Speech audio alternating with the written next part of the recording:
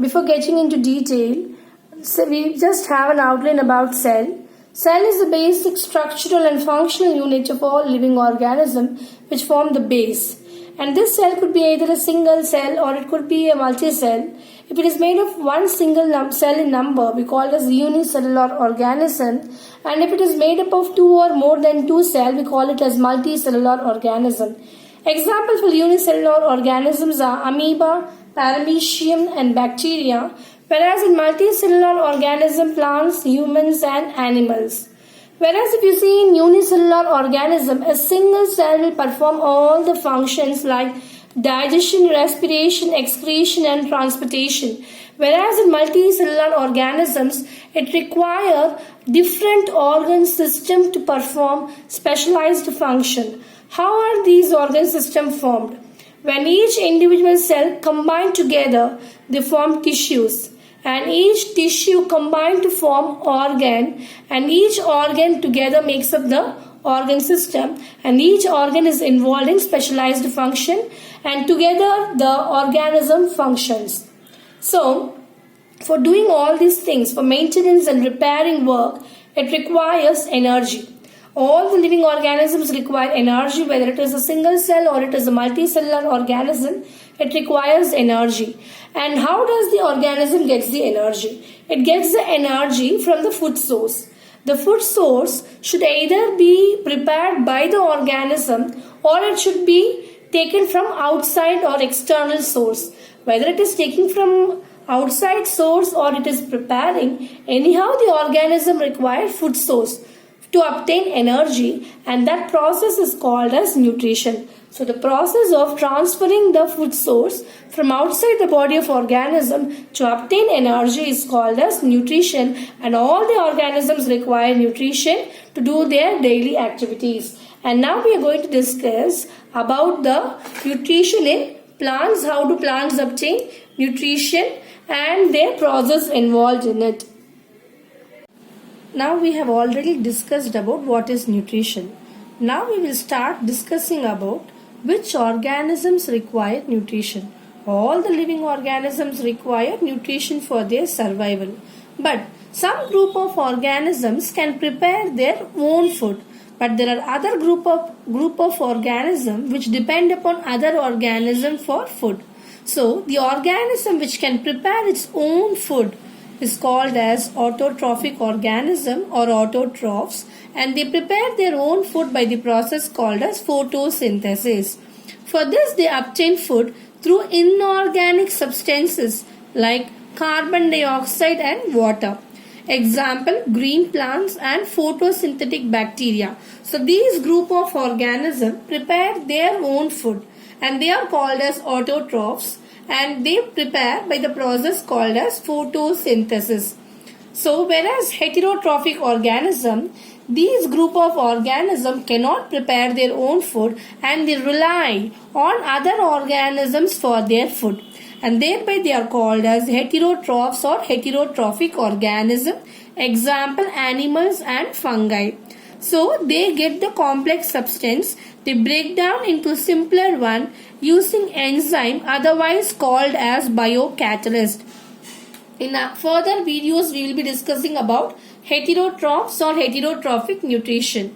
Now we will get into the topic how nutrition in plant is obtained, how plants prepare their own food. I have told that they obtain food through inorganic substance. Only carbon dioxide and water is available. So they obtain from these two substances. How these two substances enter the plants, in which mode they enter, how the plant utilizes to produce food using these two substances, and what are the other accessory substances that help the plant to prepare the food.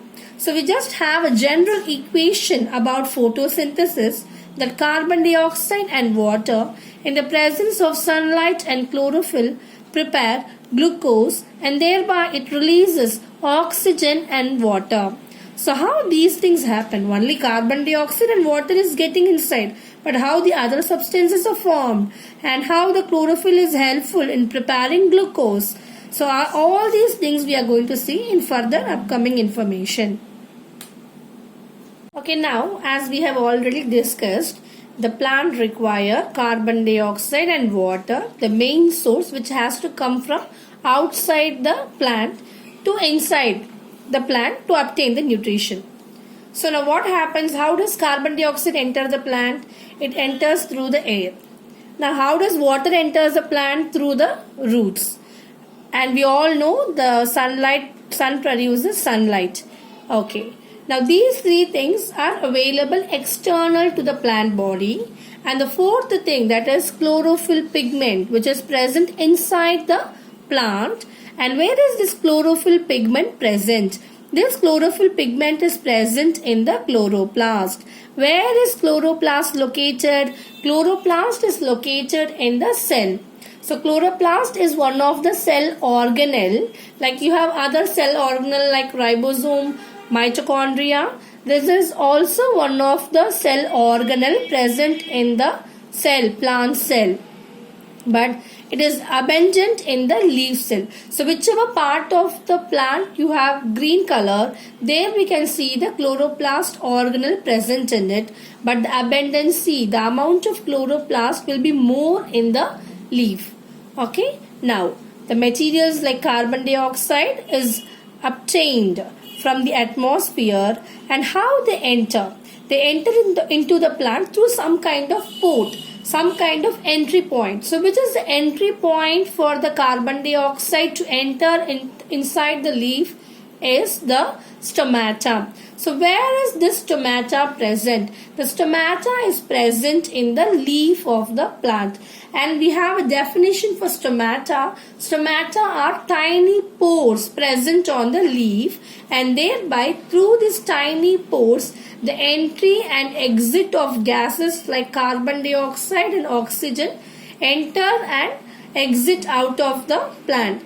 Now this carbon dioxide enter into the plant through the stomata which is present in the leaf. Now the second one is water. Water has to enter the plant. Usually we water the plant, and what happens? Through the roots present in the plant, the water enter inside. Along with the water, there are other minerals present in it which also enters, like nitrogen, potassium and phosphorus, which also enter the plant. And we all know nitrogen is essential for the protein synthesis. Now how they enter into the other part of the plant? They have the vessels called as xylem vessel, which is helpful for transporting water, and phloem is helpful for transporting the food. Now the water has to reach the leaf from the root, and whatever the food that is prepared in the leaf has to be transported to all the other part of the plant through the phloem. So thereby this kind of exchange takes place. Now we have discussed how carbon dioxide is entering.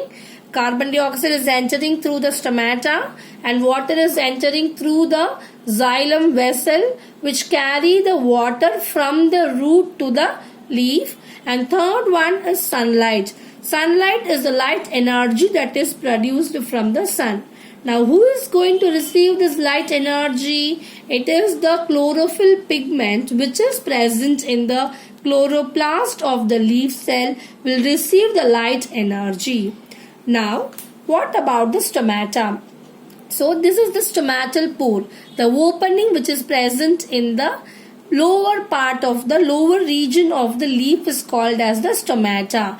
And these stomata are always covered by two bean-shaped cells called as guard cells. And these guard cells determine the opening and closing of the stomatal pore. And when there is entry of carbon dioxide, so we can see the stomatal pore open, and there will be allow the entry of carbon dioxide. And when there is no requirement of carbon dioxide, the pore closes. And this picture shows the opening of the stomatal pore.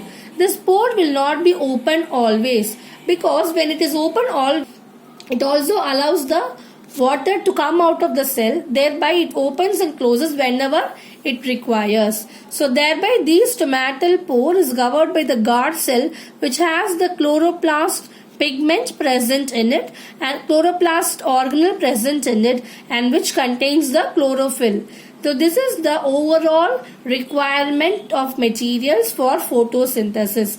Now we will discuss what are the steps that takes place in the photosynthesis. Though it is a detailed process which happens in two phases, light reaction and dark reaction, we will discuss only the overall outview as discussed in the syllabus of Standard 10 CBSE Biology photosynthesis. Now we have discussed that what are the materials required for producing the sugar molecule. Now, what is the process that is happening in photosynthesis? Which step is happening after what? How the process happens one after the other. So, we will have a detailed outline with this picture. So, this diagrammatic representation shows the leaf, and this is the upper epidermis, and this is the lower epidermis. So two layers of cell are present, and in between you have the mesophyll, and this mesophyll is the part where chloroplast is present in abundant, in more quantity, more in number. And here you have the xylem and phloem. So can you see the entry point of the carbon dioxide and exit of oxygen? So this is the stomatal pore, which is guarded by two bean-shaped cell called as guard cell, and this allow the entry and exit of gases. So now what happens? As we have discussed already, the carbon dioxide enters through the stomatal pore, and thereby the xylem vessel carries the water, and thereby it reaches the leaf. Now the food that is prepared will be translocated from the phloem to all the other parts of the plant body. Now you have the chloroplast pigment present in abundance, and this contains the chlorophyll. This chlorophyll pigment, which is present in more in quantity, will absorb the light energy from the sun. Now what are the steps that happens during photosynthesis? First step is that absorption of light energy by chlorophyll. So the chlorophyll pigment present in the chloroplast will absorb the light energy. Only chlorophyll has the ability to absorb light energy, and that makes the plants to prepare its own food. We the human beings cannot prepare our own food as we don't have the pigment called chlorophyll present in our body, and thereby we cannot absorb the light energy, and thereby these conversions couldn't take place. So here only plants can prepare their own food because they have this pigment called chlorophyll which absorbs the light energy. Now what happens after absorption of light energy? This light energy is converted to chemical energy. So what happens? What kind of change happens over here? Here this conversion makes the H2O, that is water molecule, to get splitted into hydrogen and oxygen. So this splitting up of water molecule to hydrogen and oxygen takes place, and this is the second step that takes place in the process of photosynthesis. The third step is reduction of carbon dioxide. What is the meaning of reduction? Addition of hydrogen molecule. So you can see over here you have carbon and oxygen. C stands for carbon and O for oxygen. Together it is carbon dioxide. Here the extra hydrogen is present over here. So this happens because of reduction process where more number of hydrogen atoms are added over here. So this is the formula for glucose, which is the simple carbohydrate. You have other kind of carbohydrate also, complex carbohydrate like starch. So when this glucose is formed in abundance, it forms the complex carbohydrate called starch, and thereby we get the equation for photosynthesis. So all this process of photosynthesis takes place in leaf. So 6 molecules of carbon dioxide combines with 12 molecules of water. In the presence of sunlight, the chlorophyll pigment gets excited. Chlorophyll pigments convert the light energy to chemical energy, and thereby splitting of hydrogen and oxygen takes place, and it forms glucose by reduction process. This is the overall reaction of photosynthesis. You can also balance the equation and check the 6 molecules of carbon over here, and you have C6. Here you have 12 atoms of oxygen. 6 2s are 12, and here you have 12 atoms of oxygen. Together 24. You can check over here. 6 plus 12 plus 6 over here. So you have overall 24. And you can check the other atoms also. So this is the overall process of photosynthesis. Though it is given by 3-step process, it is a long process where many oxidation and reduction reactions takes place, as well as splitting of atoms and excitement of electrons. So all these are detailed process which you will be getting in detail in further classes, in higher classes. For the standard 10 level, these are the 3 steps which takes place in the photosynthesis. First step is absorption of light energy by chlorophyll. Second step is light energy converting to chemical energy, splitting H2O into HNO, that is hydrogen and oxygen. And third step is reduction, where CO2 is converted to C6H12 and O6.